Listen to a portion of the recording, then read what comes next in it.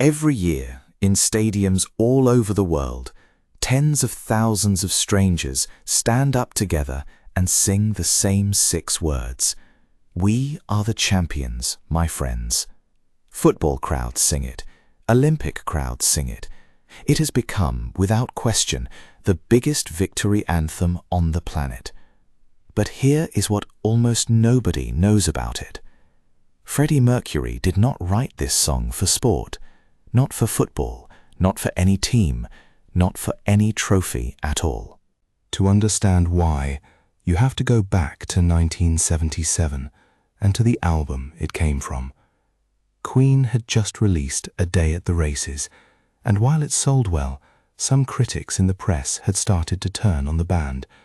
They were mocked as overblown, too theatrical, out of step with a music scene that was suddenly obsessed with something faster and rawer. Queen's response was an album called News of the World, and on that album sat 2 songs, written back to back, designed to be played together. One written by Brian May, one written by Freddie Mercury. Together, they were built to be the loudest possible answer to anyone who doubted the band. Brian May's song came first on the record, a simple, stomping beat, built almost entirely around a crowd clapping and stamping along. It was called We Will Rock You, and it was designed for one purpose: to turn every single person in the audience into part of the performance. Freddie's song was meant to follow it, and it needed to match that scale. But where Brian's song invited the crowd in, Freddie's song was something else entirely. It was personal. Freddie wrote We Are the Champions almost entirely on his own, at the piano, and he was known to be fiercely protective of exactly how it should sound.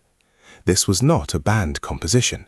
This was Freddie's statement, with the band built around it. Look closely at the lyrics, and the song stops sounding like a chant and starts sounding like a memoir. I've paid my dues, time after time. Freddie had spent years before Queen's success working small jobs, playing in bands that went nowhere, selling second-hand clothes at a market stall to get by. By 1977, Queen were genuinely famous, but the press had spent that same year trying to write them off as a fad.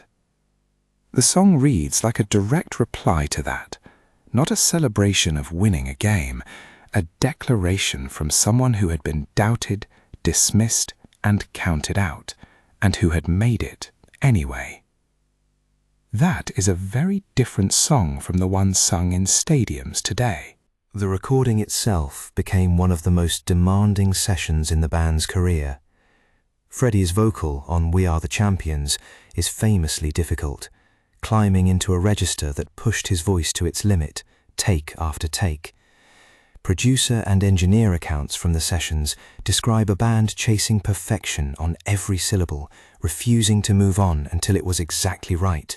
The song needed to sound massive, even though at that point there was no stadium crowd involved at all. It was just Freddie, a piano, and a small room. Making it sound like tens of thousands of people were already there was going to take a trick nobody had used quite this way before. That trick came from the room itself. Queen recorded much of the album at Wessex Studios in London, inside a large converted church hall with unusually high ceilings and a huge natural reverb. For the song's ending, the band leaned directly into that space, letting Freddie's voice ring out and bloom inside the hall's natural echo, rather than trying to fake it with studio effects. The result was a vocal that sounded like it was already filling an arena, recorded in an empty room with nothing but stone walls and a high roof. The stadium sound came first. The actual stadiums came years later. Freddie built the anthem before the crowd ever existed to sing it. When News of the World came out in October of 1977, We Are the Champions was released as a single, paired on the same 7-inch as We Will Rock You. It performed well, climbing the charts on both sides of the Atlantic, but nothing about its early release suggested what it was about to become. Freddie has been quoted describing the song simply as a tribute to Queen's own fans, the people who had stuck with the band through the criticism. It was written as a private thank you, wrapped in the biggest possible sound. Nobody involved was thinking about football stadiums or Olympic podiums when they made it. And yet, almost immediately, sports crowds began claiming it as their own. There was no marketing campaign behind this, no licensing deal, no plan. The song simply had the size, the swagger, and that one incredibly singable line, and crowds around the world started reaching for it the moment they needed to celebrate a win. Football terraces picked it up first, then it spread into nearly every sport imaginable, sung after championships, played at closing ceremonies, blasted through stadium speakers the second a trophy was lifted. A song written about personal survival had, without anyone planning it, become the default sound of victory itself. Freddie Mercury had accidentally written the world's biggest sports anthem by writing a song that had nothing to do with sport. For Queen themselves, the song took on a different role entirely. From the moment it was written, it became the natural closing statement of their live shows, the song that sent every single audience home.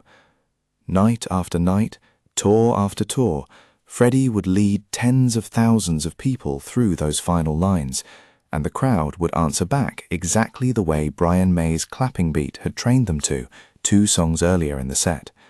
The pairing that started on a record became a ritual played out live, over and over, for the rest of Freddie's career.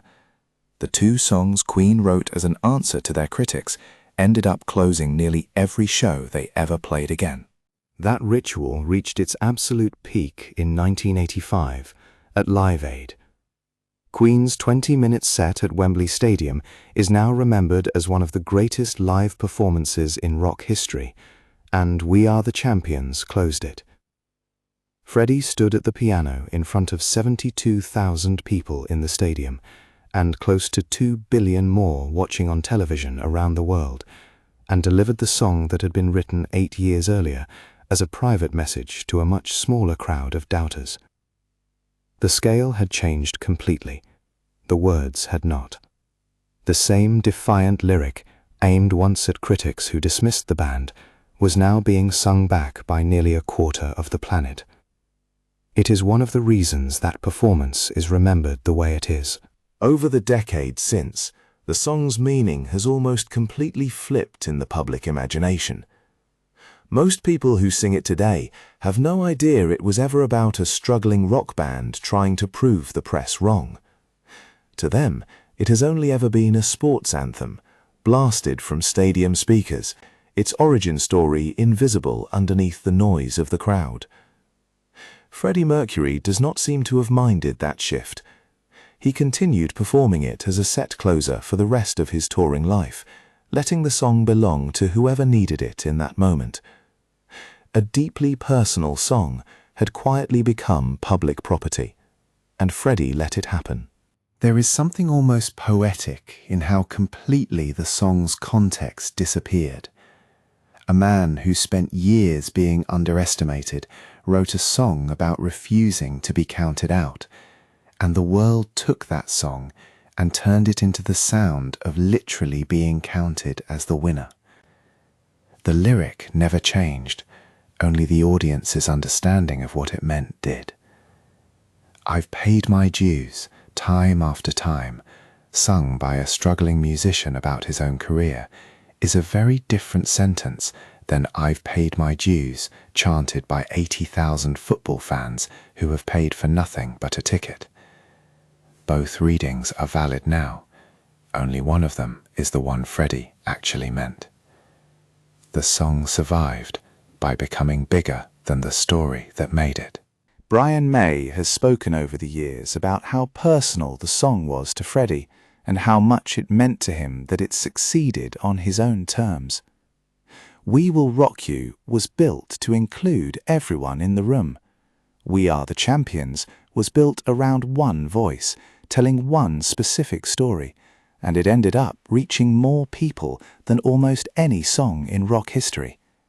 That contrast between the two writers the two intentions, and the two very different afterlives the songs went on to have is part of what makes the pairing so remarkable. One song asked a crowd to join in, the other asked the world to listen to one man's story, and the world sang it back anyway. Today, We Are the Champions is regularly named among the greatest songs ever written, consistently ranked on lists of the best singles in rock history. It has been covered, sampled, played at closing ceremonies for some of the biggest sporting events on the planet, and instantly recognized in almost every country on Earth. Very little of that fame has anything to do with why Freddie actually wrote it. It began as an answer to critics, recorded in a converted church hall, sung by a man determined to prove he was not finished. It ended as the sound of victory itself, borrowed by anyone who has ever needed to feel like a winner. That gap between where a song starts and where it ends up is exactly what makes it worth telling. So the next time you hear a stadium roar those 6 words together, listen past the noise for a second. Underneath the chanting crowd and the fireworks and the trophy being lifted overhead, there is still a much smaller, much more personal song.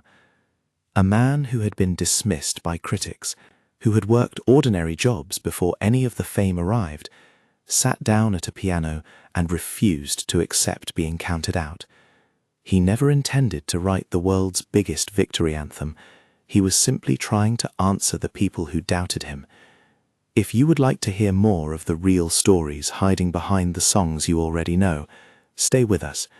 Every one of them holds more than you would think.